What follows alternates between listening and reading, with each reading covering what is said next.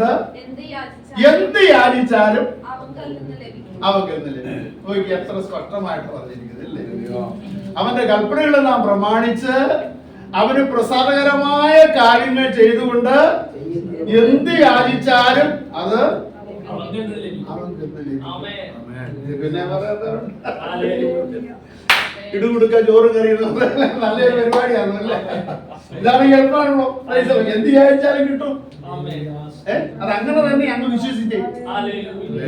എന്താ കുഴപ്പം? ദൈവമക്കൾ അങ്ങനെ അങ്ങ് വിശ്വസിക്കണം. ഒന്നിനും പറഞ്ഞാൽ വരത്തില്ല. ഞാൻ പണ്ടുപോലെ പറയുന്ന ഒരു കാര്യമാണ്, കർത്താവിന് ചെയ്യുമ്പോൾ എല്ലാം നന്നായിട്ട് ഔദാര്യമായിട്ട് തന്നെ ചെയ്യണം. നിങ്ങളൊക്കെ മിടുക്കരാണെന്ന് എനിക്കറിയാം. നമുക്ക് ഉണ്ടായിട്ടല്ല, ഇല്ലെങ്കിലും നമ്മൾ നന്നായിട്ട് കർത്താവിന് വേണ്ടിയല്ലേ ചെയ്യുമ്പോൾ. കാരണം നമ്മൾ മറ്റുള്ളവരെ പോലെയല്ല, നമ്മൾ ദൈവത്തിന്റെ കൽപ്പനകൾ പ്രമാണിച്ച് ജീവിക്കുന്നത്, അവന് പ്രസാദകരമായ കാര്യങ്ങൾ ചെയ്തുകൊണ്ട് ജീവിക്കുന്ന ദൈവം. നിങ്ങൾ ചോദിച്ചോ, നിങ്ങൾ സാമ്പത്തികമായിട്ടോ മറ്റു രീതിയിലോ കുറവൊക്കെ. ഇപ്പൊ ഞാൻ പറഞ്ഞല്ലോ, ഞാൻ ക്യാൻസർ, എനിക്ക് പാങ്ക്രിയാസിലും ലിവറിലും ഒക്കെ ക്യാൻസർ ഉണ്ടായിരുന്ന ഒരു മനുഷ്യനാണ്. പക്ഷെ ഞാൻ ഒരു മരുന്ന് പോലും കഴിച്ചില്ല. ഞാൻ സൗഖ്യം ചോദിച്ചു, കർത്താവ് തന്നു, ഇതുവരെ നിർത്തിയില്ല. അങ്ങനെ ഇന്നലെ ഒരു സാക്ഷി ഞാൻ കേട്ടു. ഹല്ലേലൂയ, ദൈവത്തിന് സ്തോത്രം. എത്രയോ പേരാണ്. അപ്പോൾ നമ്മുടെ വായ കൊണ്ട് അത് സംസാരിക്കുക. ദൈവമാണല്ലോ അതിനുള്ള സൗഖ്യമാണെങ്കിൽ അവർ കഴിയും. ഈ രോഗം എനിക്ക് വന്ന് അങ്ങനെ തീരാനാണെങ്കിൽ ദൈവഹിതമെങ്കിൽ അങ്ങനെ പോകട്ടെ, നമുക്ക് വല്ല കുഴപ്പമുണ്ടോ?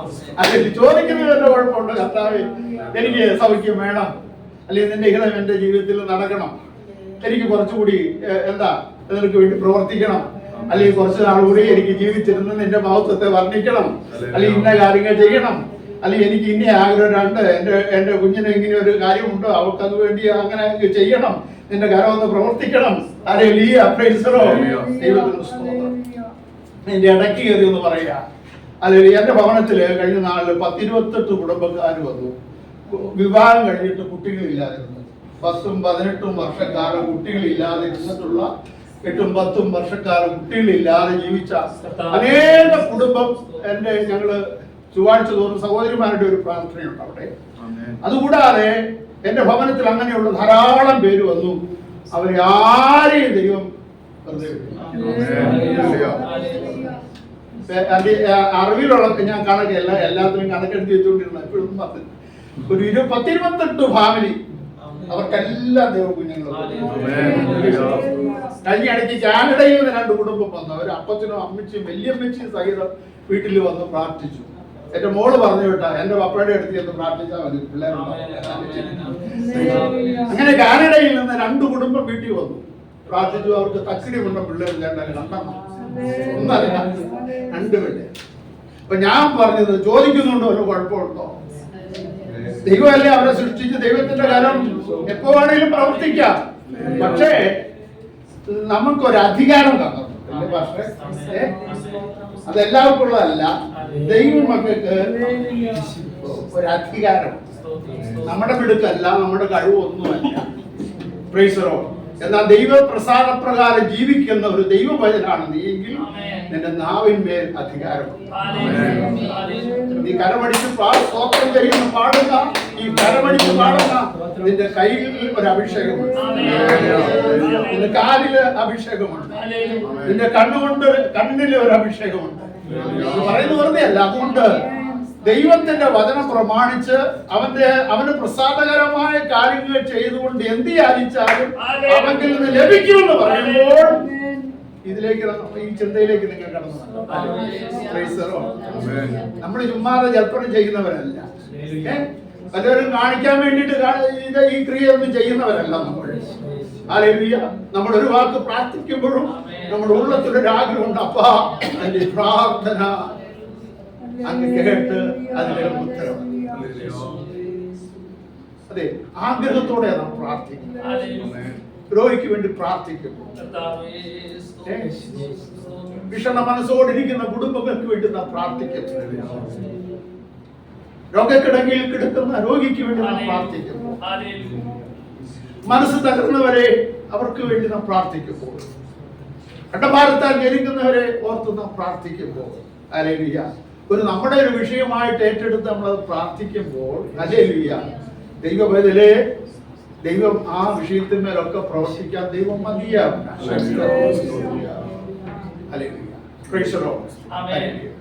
അമ്മച്ചി ഒരു അത്ഭുതമാണല്ലേ, ഇവിടെ ഇരിക്കുന്നതല്ലേ, എല്ലാവരും ഒക്കെ ഒരു അത്ഭുതമാണ്, നിസ്സാര കാര്യമല്ല. അപ്പോൾ ദൈവത്തിന്റെ സ്തോത്രം. എത്രയോ നാള് വേണമെങ്കിൽ നേരത്തെ ഒക്കെ പോകായിരുന്നു, കുറച്ചുകൂടെ നേരത്തെ അപ്പച്ചന്റെ അടുത്ത് പോയി ഒക്കെ ശ്രമിക്കായിരുന്നു. എന്നാല് ദൈവം ഒരത്ഭുത വിഷയമായിട്ട് നിർത്തിയിരുന്നു.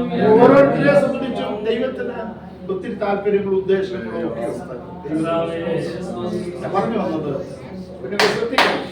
അപ്പോൾ ദൈവത്തിന് പ്രസാദകരമായ കാര്യങ്ങൾ ചെയ്തുകൊണ്ട് നിങ്ങൾ ജീവിച്ചു കഴിഞ്ഞ് നിങ്ങൾ എന്ത് യാചിച്ചാലും കർത്താവിൽ നിന്ന് നിങ്ങൾക്ക് ബുദ്ധി വേണോ? പഠിക്കാൻ കഴിവ് കുറവുണ്ടോ? ഔദാര്യമായിട്ട് തരാൻ കഴിയുന്ന കർത്താവിനോട് ചോദിച്ചോളണം. അപ്പൊ കർത്താവ് എന്താണ്? നല്ല ബുദ്ധിമണ്ഡലത്തെ എല്ലാം ദൈവം അങ്ങ് തുറക്കും. Hallelujah, praise the Lord. ദൈവിക ജ്ഞാനം കൊണ്ട് നിറയ്ക്കുന്നതോടൊപ്പം തന്നെ എല്ലാവിധ ജ്ഞാനവും പരിജ്ഞാനവും ഒക്കെ ദൈവം തന്ന് ദൈവം നിങ്ങളെ അനുഗ്രഹിക്കും. ദൈവത്തിന് സ്തോത്രം. ദൈവമക്കളെ, എൻ്റെ ഒരു കാര്യം കൂടി പറഞ്ഞ് ഞാൻ എൻ്റെ വാക്കുകൾ നിർത്തുകയാണ്. അത് നമ്മൾ പല പ്രാവശ്യം ചിന്തിച്ചിട്ടുള്ള ഒരു വേദഭാഗമാണ്. യെശയ്യാവിന്റെ പുസ്തകത്തില്, അതിന്റെ യെശയ്യാവിന്റെ പുസ്തകം 49-ാം അധ്യായം അതിന്റെ 8-ാമത്തെ വാക്യത്തില് ഇപ്രകാരം നമുക്ക് കാണാൻ സാധിക്കുന്നുണ്ട്. ആദ്യം വായിച്ചു കേട്ട ഭാഗം തന്നെയാണോ? പ്രസാദകാലത്ത് ഞാൻ നിനക്ക് ഉത്തരമരുളി, രക്ഷാദിവസത്തിൽ ഞാൻ നിന്നെ സഹായിച്ചു. ദേശത്തെ ഉയർത്തുവാനും ശൂന്യമായി കിടക്കുന്ന അവകാശങ്ങളെ കൈവശമാക്കി കൊടുക്കുവാനും ബന്ധിക്കപ്പെട്ടവരോട് ഇറങ്ങി പൊയ്ക്കൊള്ളുവിൻ എന്ന് അന്ധകാരത്തിൽ ഇരിക്കുന്നവരോട് വെളിയിൽ വരുവിൻ എന്ന് പറവാനും ഞാൻ നിന്നെ കാത്തു. നിന്നെ ജനത്തിന്റെ നിയമമാക്കി വെച്ചിരിക്കുന്നു. അവിടെ വായിച്ചത് എന്താണ്? പ്രസാദകാലത്ത് ഞാൻ നിനക്ക്. അപ്പൊ ദൈവത്തിന് പ്രസാദകരമായ ഒരു ഒരു ഒരു നിലവാരം എപ്പോഴും നമ്മൾ ഉണ്ടാകുന്നു, അപ്പോൾ നമുക്ക് എന്ത് ചെയ്യും? ദൈവത്തിൽ നിന്ന് മറുപടി ലഭിക്കും. അതിനുശേഷം പറയുകയാണ് എന്താണ്? ദേശത്തെ ഉയർത്തുവാനും ശൂന്യമായി കിടക്കുന്ന അവകാശങ്ങളെ കൈവശമാക്കി കൊടുക്കാനും ബന്ധിക്കപ്പെട്ടവരോട് ഇറങ്ങിപ്പോയിക്കൊള്ളുവിനെന്നും അന്ധകാരത്തിൽ ഇരിക്കുന്നവരെ വെളിയിൽ വരുവിനെന്ന് പറവാൻ ഞാൻ നിന്നെ കാത്തു. ഞാൻ നിന്റെ ജനത്തിന്റെ നിയമമാക്കി വെച്ചിരിക്കുന്നു. ഒരു കാര്യം ഓർക്കണം ദൈവമക്കളെ, നിങ്ങൾ ഈ നെടുമ്പാശ്ശേരി പ്രദേശത്ത് താമസിക്കുന്നവരാണെങ്കിൽ, അല്ലെങ്കിൽ അങ്കമാലി പ്രദേശത്ത് താമസിക്കുന്നവരാണെങ്കിൽ, മറ്റൊരു താമസിക്കുന്നവരാണെങ്കിൽ, നിങ്ങൾ ദൈവമക്കളാണെങ്കിൽ, ദൈവവചന പ്രകാരം ജീവിച്ച് ദൈവത്തിന് പ്രസാദകരമാവണ്ണം ജീവിക്കുന്ന ഒരു ദൈവ പൈതലാണെങ്കിൽ, നിങ്ങളെ ആക്കി വെച്ചിരിക്കുന്ന ദേശത്തിലെ ജനത്തിന്റെ ഒരു നിയമമാണ് നിങ്ങൾ. ആ ദേശത്തിന്റെ നിയമമായിട്ട് ദൈവം നിങ്ങളെ വെച്ചിരിക്കുകയാണ്, നമ്മെ ഓരോരുത്തരും വെച്ചിരിക്കുകയാണ്. ഹല്ലേലൂയ. എന്തിനു വേണ്ടിയിട്ടാ? Praise the Lord. ദൈവത്തിന് ദേശത്തെ ഉയർത്തുവാൻ. അങ്ങനെയുള്ള ഒരു ദൈവ പൈതൽ മൂലമായിട്ട് ആ ദേശത്തിന് ഒരു ഉയർച്ച ഉണ്ടാവും. Praise the Lord. എത്ര പേര് വിശ്വസിക്കുന്നുണ്ട്? ദൈവത്തിന് സ്തോത്രം. നമുക്കറിയാം, പഴയ കാലങ്ങളിലൊക്കെ എടുത്തു നോക്കിക്കഴിഞ്ഞാൽ അനേക ദൈവദാസന്മാരുടെ മൂലമായിട്ടാണ് ഓരോ ദേശത്തിനും ഒരു അനുഗ്രഹം ഉണ്ടായിരിക്കുന്നത്. പ്രത്യേകിച്ച് യൂറോപ്യൻ ഭാഗങ്ങളിൽ ചെന്നിട്ടുള്ളവർക്ക് അറിയാം, അവിടെ അനേക കൗണ്ടികളും ഗ്രാമങ്ങളും പട്ടണങ്ങളും അറിയുന്നത് അനേക ദൈവദാസന്മാരുടെ പേരിലാണ്. ഇവിടെ നമുക്ക് നടക്കുമ്പോൾ PT ഉഷ റോഡ്, മറ്റേ റോഡ്, ഇത് ഓരോരുത്തരുടെ പേരുകൾ അതുപോലെ തന്നെ അനേക ദൈവദാസന്മാരുടെ പേരിലാണ് ഓരോ ദേശവും. വാര്യാപുരം യോനാച്ചാൻ അല്ലേ? കേരളത്തിലെ ഏറ്റവും വലിയൊരു പ്രവാചകനായിരുന്നു വാര്യാപുരം യോനാച്ചാൻ. എൻ്റെ ഒരു ആത്മാർത്ഥ സുഹൃത്തായിരുന്നു. ഞങ്ങൾ ഒരുമിച്ച്, എൻ്റെ കൂടെയാണ് അദ്ദേഹം ആദ്യമായിട്ട് കേരളത്തിന് പുറത്തു പോകുന്നത്. ഡൽഹിയിൽ, ഞങ്ങൾ ബോംബെയിൽ ഞങ്ങൾ ഒരു മാസം ഒരുമിച്ച് ശുശ്രൂഷ ചെയ്തു. Praise the Lord. ഹല്ലേലൂയ. അങ്ങനെ ഒരു ആത്മീയ ബന്ധം ഞങ്ങൾക്കുണ്ട്. അപ്പോൾ അദ്ദേഹത്തിന് ലോകത്തിലെ എല്ലായിടങ്ങളിലും പോകാനുള്ള സാഹചര്യം ഉണ്ടായിരുന്ന വ്യക്തിയാണ്. വർഷങ്ങളോളം പ്രവാചക ശുശ്രൂഷയിൽ വളരെ സജീവമായി ആത്മാർത്ഥമായി നിന്ന് ശുശ്രൂഷിച്ച ഒരു ദൈവദാസനാണ്.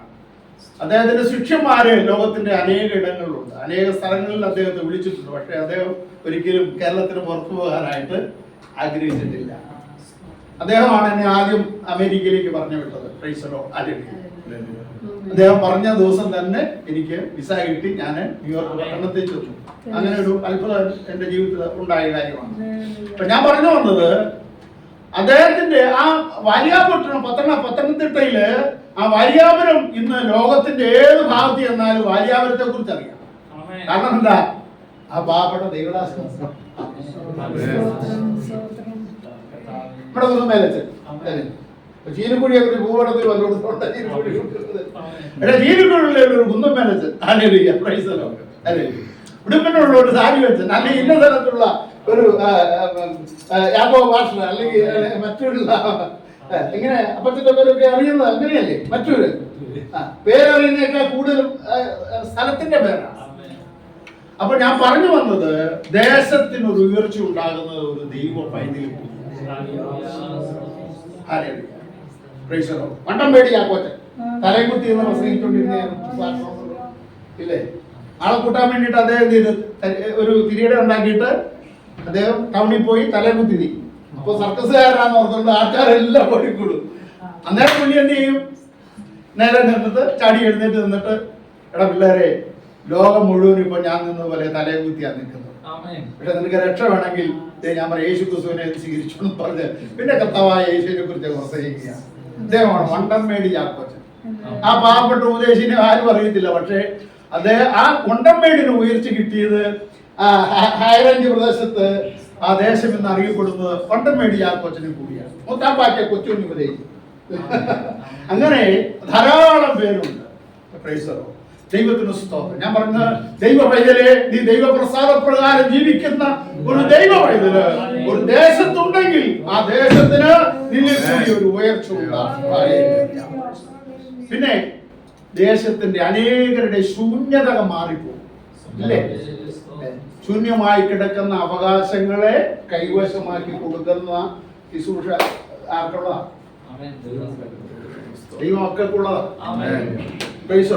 നമ്മളൊക്കെ ഒരു ഭവനത്തിൽ കടന്നു ചെന്ന് പ്രാർത്ഥിക്കാനായിട്ട് ചെല്ലുമ്പോഴോ ഭവന സന്ദർശനായിട്ട് ചെല്ലുമ്പോഴോ നമ്മൾ കാല് കുത്തി കഴിയുമ്പോൾ അറിയാം ഭവനത്തിന്റെ ശൂന്യത എന്തുമാത്രം അല്ലേ? അനേക നന്മകൾ അവരിൽ നിന്ന് പോയിരിക്കുന്ന കാഴ്ച നമുക്ക് കാണാം. അല്ലെങ്കിൽ അവരുടെ കുഞ്ഞുങ്ങളുടെ അവസ്ഥ, അല്ലെങ്കിൽ അവരുടെ സാമ്പത്തിക നിലവാരം, അല്ലെങ്കിൽ അവരുടെ ആത്മീയ നിലവാരം, ഇങ്ങനെ ഓരോന്നും അവരുമായിട്ട് 2 നിമിഷം സംസാരിക്കുമ്പോൾ നമുക്ക് അവരുടെ ശൂന്യാവസ്ഥ എന്താണെന്ന് അറിയാനായിട്ട് സാധിക്കും. നീ ആത്മാവിൽ ആരാധിക്കുന്ന ഒരു ദൈവപൈതലാണ്, നീ വെറുതെ അറിഞ്ഞു പോരുമോ? ഒരിക്കലുമില്ല. അപ്പൊ അവർക്ക് വേണ്ടി കണ്ണിതിരോടെ പ്രാർത്ഥന. നീ അവിടെ അവർക്ക് വേണ്ടി പ്രാർത്ഥിക്കുമ്പോൾ എന്താ സംഭവിക്കുന്നത്? അതുവരെ ഉണ്ടായിരുന്ന അവരുടെ ശൂന്യതകൾ മാറിപ്പോകും. അവരിൽ നിന്ന് ദുഷ്ടൻ എടുത്തുകൊണ്ടുപോയിട്ടുള്ള ചിലപ്പോൾ ചില ആ ഭവനത്തിലുള്ള എല്ലാവരും രോഗികളായിരിക്കും. എത്ര കിട്ടിയാലും ആശുപത്രി കൊണ്ട് കൊടുക്കാൻ ഒരു നന്മ അനുഭവിക്കാൻ പറ്റുന്നില്ല. സാമ്പത്തിക നന്മ അനുഭവിക്കാൻ പറ്റുന്നില്ല. കുഞ്ഞുങ്ങളിൽ നിന്നുള്ള ഒരു നന്മ അനുഭവിക്കാൻ പറ്റുന്നില്ല. വസ്തുക്കളിൽ നിന്നുള്ള ഒരു നന്മ അനുഭവിക്കാൻ പറ്റുന്നില്ല. എല്ലാ ശൂന്യത. എന്നാൽ ദൈവപൈതലെ, അവിടെ നീ കടന്നു ചെല്ലുമ്പോൾ നീ മൂലമായിട്ട് സാത്താൻ അവരിൽ ദുഷ്ടൻ അവരിൽ അപഹരിച്ചിട്ടുള്ള എല്ലാ ആത്മീയ ഭൗതിക നന്മകളും അനുഗ്രഹങ്ങളും അവർക്ക് മടക്കി ലഭിക്കാനായിട്ടിടയായി. നമുക്കറിയാമല്ലോ, ദാവീദ് സിഗ്ലാഗില് അവിടെ അവന് എന്താണ് ശത്രുക്കൾ വന്ന് അവന് ഭാര്യയെ കുഞ്ഞുങ്ങളെയും എല്ലാ വസ്തുക്കളെ എല്ലാം ശത്രുക്കൾ വന്ന അമേരിക്കനില്ലേ അപഹരിച്ചോണ്ട് പോയി. ദാവീദ് സിഗ്ലാഗിൽ വന്നു കഴിഞ്ഞപ്പോൾ എല്ലാം നഷ്ടപ്പെട്ടു. ദാവീദ് കരയുവാൻ ബലമില്ലാതെ അവന് എന്താണ് ആലറി കരയാനായിട്ട് തുടങ്ങി. അവന്റെ കൂടെയുള്ളവരെല്ലാം ദാവീദിനെ കല്ലെറിഞ്ഞു കൊല്ലാനായിട്ട് ആഗ്രഹിച്ചു. പക്ഷേ ദാവീദ് എന്താ, അവൻ പെട്ടെന്ന് ധൈര്യം ഏറ്റെടുത്തിട്ട് എടുത്ത് ശത്രുവിന്റെ പിന്നാലെ പാഞ്ഞു ചെന്നിട്ട് അവര് അപഹരിച്ചെടുത്തുകൊണ്ട് പോയിട്ടുള്ളതായ എല്ലാം ഒന്നുപോലെ നഷ്ടമാക്കി കളയാതെ ദാവീദ് മടക്കി കൊണ്ടുപോകും. പ്രിയമുള്ളവരെ, ഈ ശുശ്രൂഷയാണ് നമുക്കുള്ളത്. നഷ്ടപ്പെട്ടു പോയ അവകാശങ്ങളെ കൈവശമാക്കി എന്നോട് അനേകർ പറഞ്ഞിട്ടുണ്ട്, വെച്ചാൽ അച്ഛൻ അന്ന് എന്റെ വീട്ടിൽ വന്നില്ലായിരുന്നെങ്കിൽ ഞങ്ങൾ ഈ ഭവനത്തിൽ ഞങ്ങൾ ഇന്ന് ഭൂമിയിൽ കാണത്തില്ലായിരുന്നു. ഞങ്ങൾ മരിക്കാനുള്ളവരായിരുന്നു, ഞങ്ങൾ തകർന്നു പോയവരായിരുന്നു, തൈക്കുളമായി പോയവരായിരുന്നു. അന്ന് അച്ഛൻ എന്റെ വീട് ഭവനത്തിൽ വന്നില്ലായിരുന്നുവെങ്കിൽ ഞങ്ങളുടെ സ്ഥിതി ഇതൊന്നും അല്ലായിരുന്നു. ഞങ്ങളെ ഈ ഭൂമിയിൽ തന്നെ ആരും കാണത്തില്ല. എന്നാൽ ഞങ്ങളുടെ സ്ഥിതിക്ക് ദൈവം മാറ്റുന്നത്. ദൈവത്തിന് മഹത്വം, മഹത്വം, ദൈവത്തിന് സ്തോത്രം. കഴിഞ്ഞ ചില വർഷങ്ങൾക്ക് മുൻപ് എന്നെ അമേരിക്കയിൽ ഒരു മീറ്റിങ്ങിനായിട്ട് വിളിച്ചു. അച്ഛൻ ഒരു ദിവസത്തെ മീറ്റിങ്ങിനായിട്ട് കടന്നു വന്നാൽ മതി, എനിക്ക് ടിക്കറ്റ് എടുത്തു തന്ന് അവരെന്നെ കൊണ്ടുപോയി. ഞാൻ വേറെ ഒരു പെന്തക്കോസ്ത് പാസ്റ്റർമാരൊന്നുമില്ലായിരുന്നു. CSIക്കാരും മർത്തോമക്കാരും യാക്കോബക്കാരും ഇങ്ങനെയുള്ളതായ ഒരു 100-250 പേര് ഒരു മുറിക്കകത്ത് കൂടി വന്നു. എന്നോട് പറഞ്ഞു, അച്ഛൻ്റെ സാക്ഷ്യവും 2 പാട്ടൊക്കെ പാടിയാൽ മതി, വേറെ ഒന്നും പ്രസംഗിക്കൊന്നും വേണ്ട, ദൈവത്തിന് തരുന്ന ആലോചന ദൈവദാസൻ പറഞ്ഞു. അപ്പോൾ അന്ന് ഞാൻ 2 പാട്ടൊക്കെ പാടി. എന്നെ അറിയാവുന്ന ഒരാളായതുകൊണ്ടാണ് വിളിച്ച്. ഞാൻ പ്രസംഗിക്കാനൊന്നും കഴിവില്ലാത്ത വ്യക്തിയാണെന്ന് എല്ലാവർക്കും അറിയാം. അവിടെ അമേരിക്കയിൽ പോയി ഞാൻ കൺവെൻഷൻ ഇങ്ങനെയൊന്നും പ്രസംഗിച്ചിട്ടുള്ള ആളുമല്ല. ദൈവത്തിന് സ്തോത്രം. ഞാൻ പറഞ്ഞു, വേറെ ഒത്തിരി പേരുണ്ടല്ലോ, എന്നെ ഇത്ര ദൂരെ നിന്നൊക്കെ എന്തിനാ വിളിക്കുന്നത്? ഞാൻ ചോദിച്ചു, അച്ഛൻ തന്നെ വന്നാൽ മതി, വേറെ ആരും വേണ്ട. പ്രസംഗരില്ലാത്തോണ്ടല്ല, ഹല്ലേലൂയ, മിടുക്കരായ പ്രസംഗന്മാരുണ്ട്, പക്ഷേ അവരാരും ഞങ്ങൾക്ക് വേണ്ട. അച്ഛൻ ദയവായിട്ട് കടന്നു വന്നു. ഹല്ലേലൂയ. ഞാൻ പോയി പ്രാർത്ഥിച്ചു, ഒരു ചെറിയ മെസ്സേജ് പറഞ്ഞു. ഞാൻ തിരിച്ച് 1-2 ആഴ്ച അവിടെ നിന്നതിന് ശേഷം ഞാൻ മടങ്ങി നാട്ടിൽ വന്നു കഴിഞ്ഞപ്പോൾ ഇരുവല്ലായിൽ നിന്ന് എന്നെ ഒരു വീട്ടിൽ നിന്ന് ഫോൺ വിളിച്ചു. പ്രൈസറോ, അച്ഛന് എൻ്റെ വീട്ടിൽ വരണം, എൻ്റെ അമ്മച്ചീനെ അച്ഛൻ സ്നാനപ്പെടുത്തണം. പരിചയമില്ലാത്ത ആൾക്കാരാണ്. ഞാൻ വേഗം അവിടെ ചെന്നു. മർത്തോമക്കാരാണ്. ഹല്ലേലൂയ. അവിടെ ചെന്നു, അമ്മച്ചീനെ സ്നാനപ്പെടുത്തി കഴിഞ്ഞിട്ട് ഭക്ഷണത്തിന് ഇരിക്കുന്ന അവസരത്തിൽ ഞാൻ ചോദിച്ചു, നിങ്ങൾക്ക് എന്നെ എങ്ങനെ അറിയാം? എന്നെ വിളിക്കാനായിട്ടുള്ള കാരണം എന്താ? അന്നേരം ആ ഭവനത്തിലെ ഒരു മൂത്ത മോനെ പറയുകയാണ്, അച്ഛനെ അന്ന് ചിക്കാഗോയിലേക്ക് വിളിച്ചത് ഞങ്ങൾക്ക് വേണ്ടിയിട്ടായിരുന്നു. അച്ഛൻ അന്ന് അവിടെ വന്നില്ലായിരുന്നെങ്കിൽ ഞങ്ങള് 5 പേര് ഭൂമിയിൽ. ഞങ്ങള് അന്ന് രാത്രി വിഷം കഴിച്ച് ആത്മഹത്യ ചെയ്യാനായിട്ടിരിക്കുന്ന ദിവസമാണ് അച്ഛൻ അമേരിക്കയിൽ വന്നത്. അച്ഛന്റെ അന്നത്തെ പ്രസംഗമാണ് ഞങ്ങൾക്ക് ജീവനോടിരിക്കാൻ. അതുകൊണ്ടാ ഞങ്ങൾ അച്ഛനോട് നേരത്തെ വിവരം പറഞ്ഞില്ല. അപ്പോ അച്ഛനെ കൊണ്ട് തന്നെ ഞങ്ങളുടെ അമ്മച്ചീനെ സ്നാനപ്പെടുന്നത് ഞങ്ങൾക്ക് ഒരു ആഗ്രഹമുണ്ട്. അങ്ങനെ ആ കാര്യങ്ങൾ ചെയ്തു. ഞാൻ പറഞ്ഞു വന്നത്, അവിടെ ജോലിയെല്ലാം നഷ്ടപ്പെട്ടു. 2 പേരുടെയും ജോലി പോയി. അമേരിക്കയിൽ താമസിക്കുക എന്നുള്ളത് ബുദ്ധിമുട്ടാണ്. നല്ല വീട്ടുകാരാണ്, തിരിച്ച് നാട്ടിലേക്ക് പോകാൻ ഗതിയില്ല. അകപ്പാടെ തകർന്ന് തരിപ്പണമായി ദേശത്തും അല്ലാത്ത ഒരു വിഷമത്തിൽ ഇരിക്കുമ്പോഴാണ് അവൻ ആത്മഹത്യ ചെയ്യാൻ പോകുന്നത്. എങ്ങനെ ഈ പാസ്റ്റർ പല പ്രാവശ്യം അവരുടെ വീട്ടിൽ ചെല്ലാറുള്ളതാണ്. അങ്ങനെ പറഞ്ഞു, ഇന്ന് നാട്ടിൽ നിന്നൊരു സാജുവച്ചം വരുന്നുണ്ട്, നിങ്ങളൊന്ന് പറ്റുമെങ്കിൽ ഒന്ന് വരാൻ പറഞ്ഞ് വിളിച്ചതാണ്. അത് ഭാഗ്യത്തിന് അന്ന് ദൈവത്തിന് സ്തോത്രം. ദൈവം അവർക്കുള്ള ദൂത അന്ന് പകൽക്കാലം കൊടുത്തത്, അന്ന് രാത്രി അവർക്ക് കൊടുത്തത്. ദൈവത്തിന് ഇങ്ങനെ ഞാൻ പറഞ്ഞു വന്നത്, ശൂന്യമായി കിടക്കുന്ന അവകാശങ്ങളെ പറഞ്ഞു വന്നത്. ഞാൻ പ്രസംഗിച്ചു പോന്നു. ഞാൻ നാട്ടിൽ വരുന്നതിന് മുന്നേ അവർക്ക് 2 പേർക്ക് ജോലിയും കിട്ടി. നഷ്ടപ്പെട്ടു ജോലി മടക്കി കിട്ടി. ഹല്ലേലൂയ. അവരിന്ന് നല്ല സാലറിയോടെ വാങ്ങിച്ച് സന്തോഷമായിട്ട് കഴിയും. ഞാൻ പറഞ്ഞു വന്നത്, മനുഷ്യർക്ക് അസാധ്യമായിട്ടുള്ളത് ദൈവത്തിന്. ഹല്ലേലൂയ. ഞാൻ പറഞ്ഞു വന്നത്, ഏത് സാഹചര്യത്തിൽ കൂടി കടന്നു പോകുന്ന വ്യക്തിയാണെങ്കിലും ദൈവവൈതലെ, നീ ദൈവത്തിന് പ്രസാദകരമാവണ്ണം ജീവിച്ചു. നിനക്ക് ദൈവത്തിന് നിന്നെ കൊണ്ട് ആവശ്യമുണ്ട്. ഹല്ലേലൂയ. നിന്റെ ചെറിയൊരു പ്രാർത്ഥന മതി. നിന്റെ ഹല്ലേലൂയ ബബ്ബ വെച്ചുള്ള 2 ആത്മാവിലുള്ള പ്രാർത്ഥനയുടെ 2 വാക്കുകൾ മതി ദൈവം അവിടെ പ്രവർത്തിക്കാനായി. നിന്റെ സ്ഥിതിക്കൊരു മാറ്റമുണ്ട്. നിന്റെ സ്ഥിതി മോശമായി തോന്നാം, എന്നാൽ നിന്റെ അന്ത്യസ്ഥിതി അതിമഹത്താക്കി തീർക്കുന്ന ഒരു കർത്താവിന്റെ സാന്നിധ്യം നമ്മുടെ കൂടെയുണ്ട്. ഹല്ലേലൂയ. മാത്രമല്ല, ഹല്ലേലൂയ, അന്ധകാരത്തിൽ ഇരിക്കുന്നവരെ വെളിയിൽ കൊണ്ടുവരുവാൻ, ബന്ധനത്തിൽ ഇരിക്കുന്നവരെ പുറത്തു കൊണ്ടുവരുവാൻ, ഇതെല്ലാം കർത്താവിനെ കൊണ്ട് ജയിച്ചിട്ടുണ്ട്. ദൈവത്തിന് സ്തോത്രം. ഞാൻ പറഞ്ഞു വന്നത്, അനേക കുടുംബങ്ങളുടെ അനുഭവങ്ങളുടെ സാക്ഷിയായിട്ടാണ് ഞാൻ നിൽക്കുന്നത്. ഞാൻ വെറുതെ പറഞ്ഞതല്ല. അതുകൊണ്ട് ഞാൻ ധൈര്യത്തോടെയും വിശ്വാസത്തോടെയും സന്തോഷത്തോടെയും ഇന്നിവിടെ പകൽക്കാലം പറയുമ്പോൾ, ദൈവ പൈതലേ, നീ ആരാണെന്നുള്ള ഉറപ്പും ധൈര്യം നിനക്കുണ്ടെങ്കിൽ, ഹല്ലേലൂയ, സ്തോത്രം, അവിടെ ദൈവത്തിന് പ്രസാദകരമാവണ്ണം ജീവിച്ച് കർത്താവിനെ മഹത്വപ്പെടുത്തുക. അവിടെ ഒരു മഹത്വമായി ജീവിക്കുന്ന ഒരു ദൈവ പൈതലാണെങ്കിൽ നീയെങ്കിൽ, ഹല്ലേലൂയ, നിന്റെ വാക്കിന്മേൽ അധികാരമുണ്ട്. നിന്റെ കൈകളുടെ മേൽ ഒന്ന് കൈ ഉയർത്തി ഒന്ന് അനുഗ്രഹിച്ചാൽ അത് അനുഗ്രഹമാണ്. Praise the Lord. Hallelujah. നിന്റെ കാല് ചവിട്ടുന്ന ഇടമൊക്കെയും അനുഗ്രഹിക്കപ്പെടും. ദൈവത്തിന്റെ എന്റെ വാക്കുകൾ ഞാൻ നിർത്തുകയാണ്. നമ്മൾ ജലത്തിന്റെ ഒരു നിയമമാണ്. അത് ദൈവമൊക്കെ മറന്നുപോകും. ദൈവപ്രസാദം ഞങ്ങളുടെ മേൽ ഇരിക്കുമാറാണ്. അപ്പോൾ ദൈവപ്രസാദം എപ്പോഴും നമ്മളിൽ കാണണം. നമ്മൾ ദൈവത്തിന് പ്രസാദകരമാവണം, നടക്കണം, ജീവിക്കണം, പ്രവർത്തിക്കണം. അങ്ങനെ ചെയ്യുമ്പോൾ ജീവനും ഭക്തിക്കും വേണ്ടുന്നതൊക്കെ അതാതിന്റെ സമയത്ത് കർത്താവ് നൽകി തന്ന് നമ്മെ അനുഗ്രഹിക്കും, വഴി നടത്തും. ഈ വചനങ്ങളെ കർത്താവ് നമ്മെ ആശ്വസിപ്പിക്കട്ടെ, അനുഗ്രഹിക്കട്ടെ എന്ന് പറഞ്ഞുകൊണ്ടും എന്നെ ഒരു പ്രാവശ്യം കൂടെ വിളിച്ചതില് നന്ദി പറഞ്ഞുകൊണ്ടും എന്റെ വാക്കുകളെ നിർത്തുന്നു. ദൈവമായ കർത്താവ് സമൃദ്ധിയായിട്ട് അനുഗ്രഹിക്കുന്ന ഒരു വാക്ക് എന്ന് പ്രാർത്ഥിക്കട്ടെ. പരിശുദ്ധരായ ദൈവമേ, സ്വർഗീയ നല്ല പിതാവേ, പ്രിയ മക്കൾക്കായി സ്തോത്രം. കലാകാരങ്ങളിൽ നീ വിളിച്ചു വേർതിരിച്ചു അങ്ങനെ ഒരു മഹത്വമായിട്ട് ദൈവമേ ഈ ദേശത്ത് നിർത്തിയിരിക്കുന്നത് സ്തോത്രം. പ്രിയപ്പെട്ടവരെ വ്യക്തികളായ കുടുംബമായിട്ട് ഒന്ന് അനുഗ്രഹിക്കണമേ. ആവശ്യങ്ങളിൽ കൂടിയിരിക്കാൻ സഹായിക്കുകയും ചെയ്യണമേ. കുഞ്ഞുങ്ങൾക്ക് വേണ്ടി പ്രത്യേകം പ്രാർത്ഥിക്കുന്നു. അവരുടെ ഭാവി അനുഗ്രഹമാക്കി തീർക്കണമേ.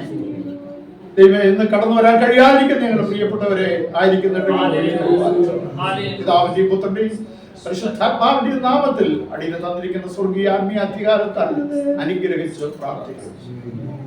എന്റെ കരം നീട്ടി അനുഗ്രഹിച്ചിരിക്കുക സ്തോത്രം. പ്രാർത്ഥന കേട്ടിരിക്കുക സ്തോത്രം.